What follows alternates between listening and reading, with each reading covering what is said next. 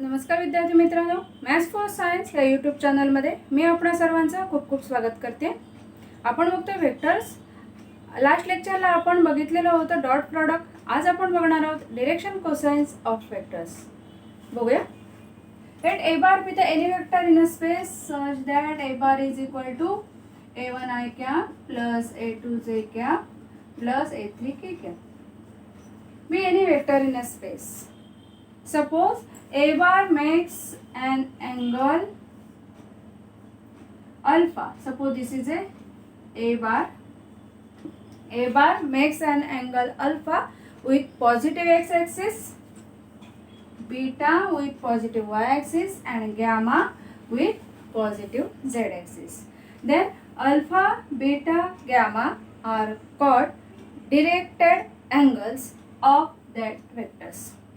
ए बार या वेक्टरने x ॲक्सिसशी Y ॲक्सिसशी आणि Z ॲक्सिसशी केलेले जे अँगल आहेत पॉझिटिव्ह अर्थात ॲक्सिसशी केलेले अँगल आहेत त्याला म्हणायचं अल्फा बेटा गॅमा, त्याला म्हणायचं डिरेक्टेड अँगल. कारण तुम्हाला माहिती आहे आपले हे सगळे अँगल हे डिरेक्टेड असतात. 11वी पासून अँगल आणि मेजरमेंट पासून आपण जे स्टार्ट केले तिथे सगळे अँगल आपले हे डिरेक्टेड अँगल आहेत because anti clockwise direction. Cosine of that value means cos alpha इसका direction cosine.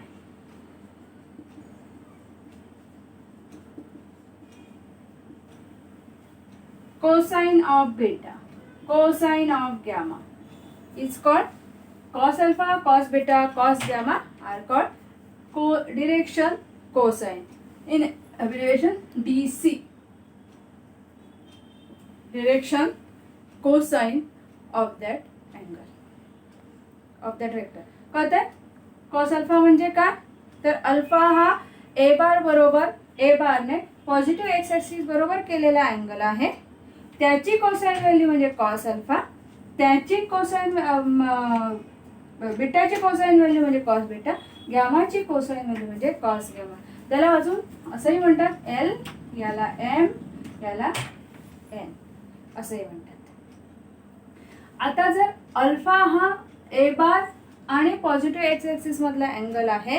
आता पॉझिटिव्ह एक्स ॲक्सिस सोबतचा अँगल म्हणजेच आय कॅप सोबतचा अँगल म्हणजेच cos alpha is equal to जे आपण लास्ट लेक्चरला बघितलेला आहे cos alpha angle between two vectors A bar and B bar is A bar dot B bar upon mod of A bar into mod of B bar. Therefore cos alpha is equal to A bar dot i cap. बघा a bar आणि i cap मधला हा A बार आहे आणि हा x axis आहे. X axis सोबतचा angle म्हणजेच आय कॅप सोबतचा angle a bar dot i cap upon mod of A bar into mod of I cap. हे कळते व्हॉट इज कॉस अल्फा? ही डेफिनेशन आपण लास्ट लेक्चरला बघितलेली आहे. आता a bar is equal to a one i cap, a two j cap, a three k cap आणि a bar dot i cap म्हणजे बाकीचे सगळे झिरो होऊन जाणार कारण इथे ते झिरोच आहेत नाहीये, आय कॅप फक्त आहे. म्हणजे इथे आन्सर काय येणार? फक्त याचा डॉट प्रोडक्ट जो आहे ए बारचा आय कॅप बरोबरचा डॉट प्रोडक्ट जो आहे तो किती येणार आहे? Only A one. What is mod of A bar? Mod of A bar means square root of A one square plus A two square plus A three square mod झाला. आणि mod of I cap is it is unit vector therefore mod of I cap is 1. Similarly cos beta, cos beta म्हणजे A bar आणि जे मधला angle म्हणजे ते काय झालं ए टू जे म्हणजे a two upon mod of A bar. आणि similarly cos gamma is equal to a three upon mod A bar. इथपर्यंत लक्षात आलंय? कॉस अल्फा म्हणजे काय, कॉस बीटा म्हणजे काय, कॉस गॅमा म्हणजे काय. कॉस अल्फा म्हणजे काय तर direction cosine, cos beta direction cosine beta आणि cos gamma direction cosine gamma. आणि हे काय लिहिलंय तर कुठल्याही दोन वेक्टर मधला जो कोसाइन अँगल असतो किंवा कुठल्याही दोन वेक्टर मधला जो अँगल असतो जो आपण कॉस थिटाने काढतो तो इथे त्याप्रमाणे इथे कॉस अल्फा आपण काढून घेतलाय, कॉस बीटा काढून घेतलाय, कॉस गॅमा काढून घेतलाय.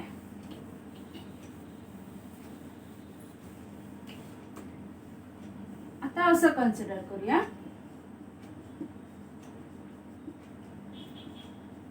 Cos square alpha plus cos square beta plus cos square gamma. काय केलं, ही जी LHS आहे ते प्रत्येकाचा स्क्वेअर करून ती सम केली आहे. So this one is equal to what is cos square alpha. Cos square alpha is equal to A1 square upon mod A bar square. एवढं सगळं लिहित नाही, हे तुमच्या समोर आहे. ए बार म्हणजे काय आहे हे तुम्हाला माहिती, मॉड ऑफ ए बार माहिती आहे, आणि mod of A bar square म्हणजे square root sign cancel out होणार. Similarly cos square beta means A2 square upon mod of A bar square. What is cos square gamma, it is A3 square upon mod of A bar square. काय केलं, LHS चा square करून सम केली. Similarly त्याच टाइमला RHS ची square करून सम केली. आता डिनोमिनेटर सेम आहे, न्यूमरेटरची ॲडिशन होणार A1 square plus A2 square plus A3 square upon mod of A bar square. What is mod of A bar, mod of A bar is this one. So mod of A bar square is A1 square plus A2 square plus A3 square. म्हणजे हे काय झालं, A1 square plus A2 square plus A3 square upon A1 square plus A2 square plus A3 square. So this one is equal to 1. म्हणजे आपल्याला इथे काय मिळालं, cos square alpha plus cos square beta plus cos square gamma is equal to 1. आता cos square अल्फालाच मगाशी मी लिहिलेलं होतं बघा, मगाशी सांगितलंय तुम्हाला. कॉस अल्फालाच L म्हणतात, therefore L square plus M square plus N square is 1. काय आलं हे लक्षात राहील, हे फार फार फार फार इम्पॉर्टंट आहे. आता आपला हा जो वेक्टर आहे तो आपण लिहूया परत एकदा.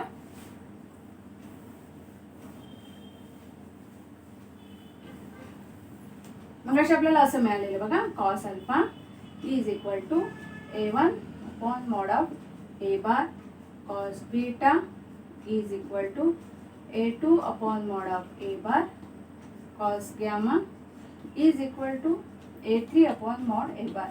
मी इथे जे लिहिलेलं होतं किंवा कोसाइन अँगल जो आपण काढलेला होता तो.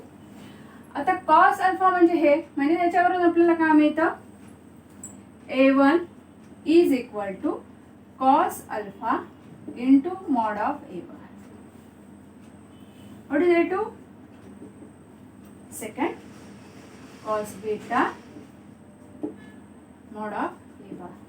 What is A3, cos gamma mod of ए बार.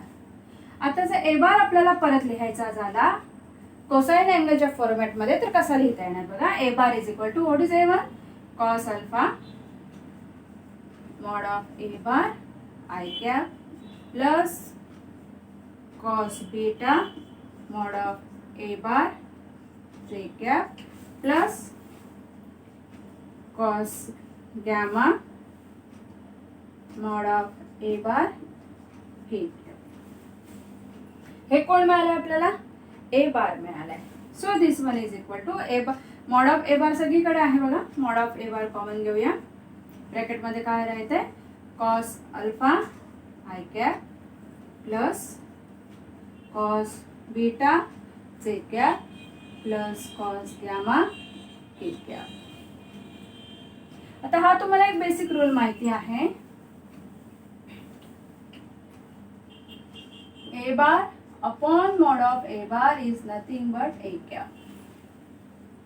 वेक्टरला त्याच्या मॉडने डिवाइड केल्यानंतर त्याच्या डिरेक्शन मध्ये असलेला युनिट वेक्टर आपल्याला मिळतो.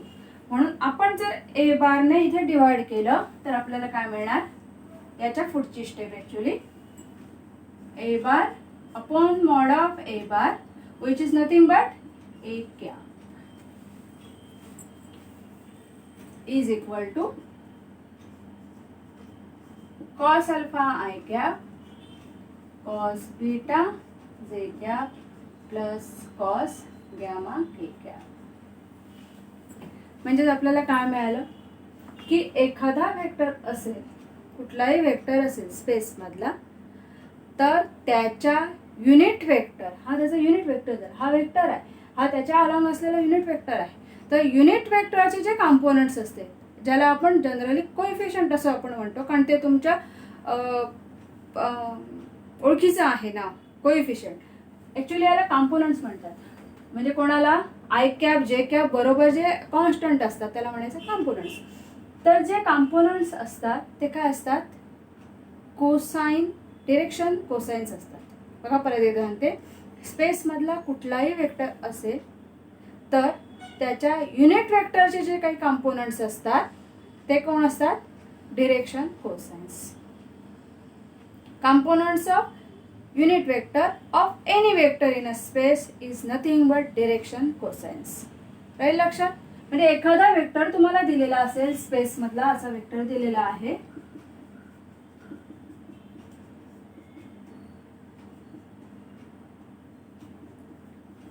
आणि तुम्हाला त्याच्यावरनं त्याचे डिरेक्शन कोसाइन्स काढायला सांगितलेले असतील तर तुम्ही काय करणार, त्या वेक्टरला त्याच्या मॉडने डिवाइड करायचं.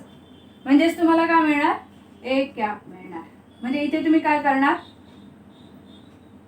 हा वेक्टर आहे 3i cap plus 4j cap plus 5k cap, त्याला तुम्ही काय करणार, त्याच्या मॉडने डिवाइड करणार. मॉड म्हणजे इथे काय झाला, 3 square plus 4 square plus 5 square ने डिवाइड करणार. आणि हे केल्यानंतर तुम्हाला जे मिळणार आहे, आता √50 झालं हे, म्हणजे 3/√50 आय कॅप, 4/√50 जे कॅप अँड सो ऑन.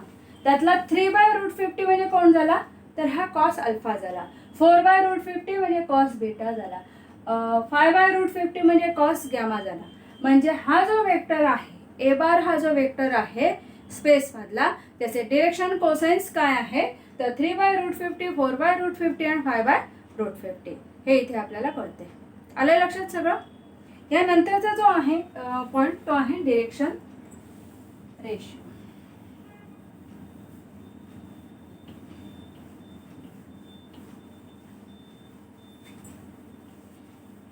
आता आपण बघितलेलं होतं ते होतं डीसी, डिरेक्शन कोसाइन्स, आणि आता आपण बघणार आहोत डीआर, डिरेक्शन रेशिओज.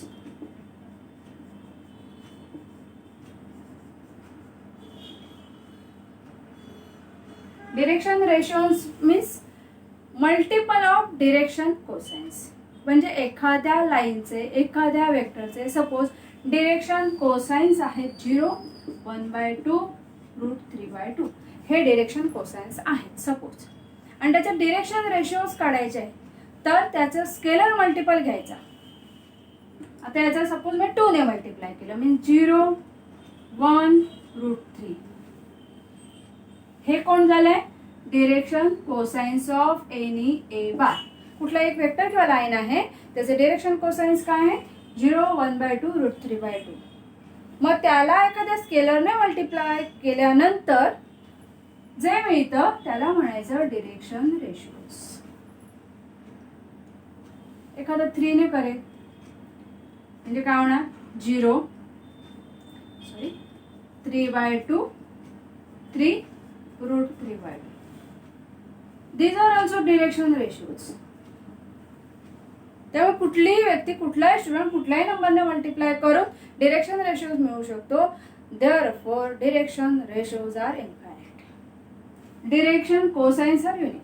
कुठलीही ज्या लाईन स्पेस मध्ये असणार आहे ती एक्स वाय झेड ऍक्सिस बरोबर युनिक अँगल फॉर्म करणार, वेगवेगळा अँगल करू शकत नाही. Therefore, direction cosines are unique, but direction ratios are different. Direction ratios are generally denoted by small letter A, B, C, and ratio of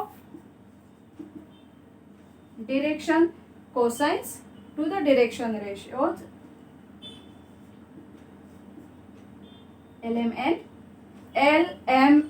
are direction cosines to the ABC is always constant. It is equal to lambda.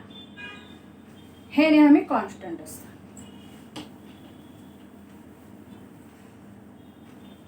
आता हे नेहमी constant असतं म्हणजेच काय, तर L is equal to A lambda, M is equal to B lambda and N is equal to C lambda. मग अशी आपण जे केलेलं 2 ने मल्टिप्लाय केलेलं तेच होतं. तिथे लॅम्बडा किती होता, 2 होता. आता आपल्याला एक रूल माहिती आहे, मग अशी आपण प्रूव्ह केलाय ते L² plus M² plus N² is equal to 1. हे आपल्याला माहिती आहे. करूया square. Therefore A² lambda square plus B square lambda square plus C square lambda square is equal to 1. Lambda square common निघतो बघा. Lambda square A square plus B square plus C square is equal to 1. Therefore, lambda square is equal to 1 upon a square plus b square plus c square. Therefore, lambda is equal to plus or minus 1 upon under root a square plus b square plus c square. Lambda मिळाला, त्याच्यावरून आपण L लिहू शकतो. Therefore, L is equal to a. What is lambda? Plus or minus. मग इथे plus or minus लिहूया आपण upon a square plus b square plus c square. m काय मिळणार? b plus or minus under root a square b square plus c square. n काय मिळणार? Plus or minus c under root a square plus b square plus c square. म्हणजे इथे आपल्याला काय मिळते? एखाद्या वेक्टरचे किंवा लाईनचे डिरेक्शन रेशोज माहिती असतील, एबीसीच्या व्हॅल्यू माहिती असतील, म्हणजे डिरेक्शन रेशोजच्या व्हॅल्यू माहिती असतील, तर त्याच्यावरून पण त्याचे डिरेक्शन कोसाइन काढता येतात. डिरेक्शन कोसाइन काढायच्या दोन मेथड आत्ता आपण बघितलेल्या आहेत. एक, डिरेक्शन रेशोज माहिती असतील तर डिरेक्शन कोसाइन काढता येतात, आणि दुसरी मेथड बघितलेली आहे ती म्हणजे व्हेक्टर माहिती असेल तर त्याच्या मॉडने त्याला डिवाइड केल्यानंतर जे काही कंपोनंट्स मिळतात ते म्हणजे त्याचे डिरेक्शन कोसाइन्स असतात. आता आपण बघूया याच्यावरची examples.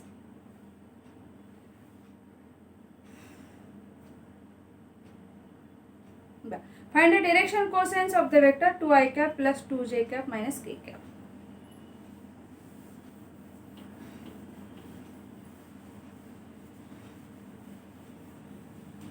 Find direction cosines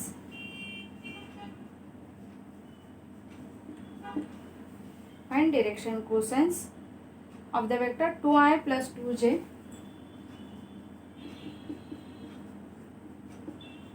minus k cap. Vector दिलेला आहे, मगाशी मी सांगितलेलं होतं बघा. वेक्टर दिलेला आहे आणि त्याचे डिरेक्शन कोसाइन्स आपल्याला काढायचे. म्हणजेच काय करायला पाहिजे? त्या वेक्टरला त्याच्या मॉडने डिवाइड करायला पाहिजे. Because a bar upon mod of a bar, which is nothing but a cap, is equal to cos alpha I cap cos beta j cap plus cos gamma k cap. हे आपण काही मिनिटापूर्वी बघितलेलं आहे. आपल्याला इथे काय फाइंड आउट करायचंय? cos alpha, cos बेटा, cos gamma. Direction cosines find out करायचे आहे. आपल्याकडे आहे काय? a बार आहे, म्हणजे आपल्याला काय करायला पाहिजे? मॉड ऑफ ए बारने त्याला डिवाइड करायला पाहिजे. करूया. लेट, आपल्याला वेक्टरचं नाव दिलेलं नाहीये म्हणून लेट म्हटलंय. A bar is equal to 2i cap plus 2j cap minus k cap. Therefore, mod of a bar is equal to square root of 2 square means 4 plus 4 plus 1. 2 square plus 2 square plus minus 1 square is 1. So this one is equal to 4 plus 4 8 plus 1 9. So this one is equal to 3. Square root is 3. Since a cap is equal to a bar upon mod of a bar, so this one is equal to 2i cap plus 2j cap minus k cap by 3. So this one is equal to 2 upon 3i cap plus 2 upon 3j cap minus 1 upon 3 k cap. Therefore, cos alpha is equal to 2 by 3, cos beta is equal to 2 by 3, cos gamma is equal to minus 1 by 3. असं म्हणा, किंवा direction therefore याच्याऐवजी therefore direction cosines are 2 by 3, 2 by 3 minus 1 by 3. एवढं short मध्ये म्हटलं तरी चालू शकतं. अशी आणि याच प्रकारची एक्झाम्पल एक्सरसाइज मध्ये आहेत, ती तुम्ही सॉल्व करा. नाही आली तर मला विचारा, टेलिग्रामला विचारा, क्लासमध्ये विचारा, कुठेही. थँक्यू.